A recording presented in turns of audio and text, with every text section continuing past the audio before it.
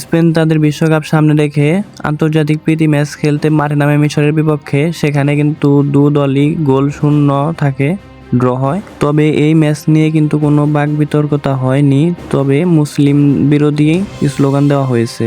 এই স্লোগান নিয়ে স্প্যানিশ তারকা লামিন ইয়ামাল কিন্তু তীব্র প্রতিক্রিয়া জানিয়েছেন। এমন আচরণকে অসম্মানজনক হিসেবে দেখছেন তিনি। এই ঘটনাকে কেন্দ্র করে পুলিশ তদন্ত চালিয়ে যাচ্ছে। বার্সেলোনায় আরসিডি স্টেডিয়ামে মুসলিম প্রধান দেশ মিশর ও স্পেনের মধ্যে খেলাটি অনুষ্ঠিত হয়। খেলার প্রথমার্ধে কিন্তু গ্যালারি থেকে মুসলিম বিরোধী স্লোগান শোনা যায়। এই স্লোগান কিন্তু লামিন ইয়ামালকে লক্ষ্য করে বলা হয়নি। না বললেও লামিন ইয়ামাল কিন্তু সে ব্যক্তিগতভাবেই বিষয়টিকে নিয়েছেন, কারণ সেও কিন্তু মুসলিম আর খেলেছে মিশরের বিপক্ষে, সেটাও মুসলিম দেশ। এমন মুসলিম বিরোধী স্লোগানে যোগাযোগ মাধ্যম ইনস্টাগ্রামে কড়া প্রতিক্রিয়া জানান লামিন ইয়ামাল। তার এমন আচরণে আমরা মুসলিমরা মুগ্ধ।